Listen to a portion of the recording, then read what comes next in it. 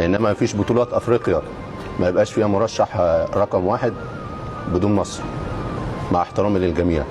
مصر في كل بطوله لازم تبقى المرشح رقم واحد.